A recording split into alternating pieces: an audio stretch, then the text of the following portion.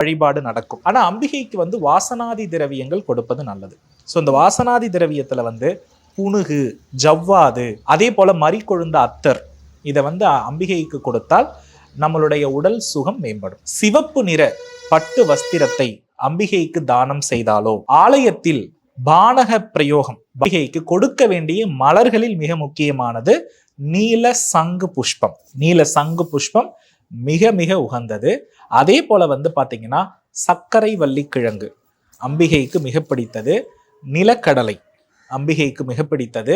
இதெல்லாம் நெய்வேத்தியத்திற்கு நாம ஒப்படைக்கலாம். ஐயா, நாங்க வீட்டில் வழிபாடு செய்யலாமா? என்ன பொறுத்தளவுல சேனாதிபதினாலே இன்னைக்கு காவல் நிலையம், நம்மளெல்லாம் காக்கிறவங்க யாரு? காவல் நிலையத்துல இருக்கிறவர்கள். இப்போ நம்ம வீட்டுக்கு காவல் வருவதை நம்ம விரும்புறதை விட காவல் நிலையத்துல போயிட்டு நம்ம பவரை, நம்மளுடைய செயலை காமிக்கும் போது அங்கதான் உங்களுக்கு பொசிஷன் பவர் அதிகம். அதனால அம்பிகை இருக்கும் இடத்தில், எழுந்தருளல் செய்திருக்கின்ற இடத்தில் நீங்க போய் வழிபாடு செய்வதுதான்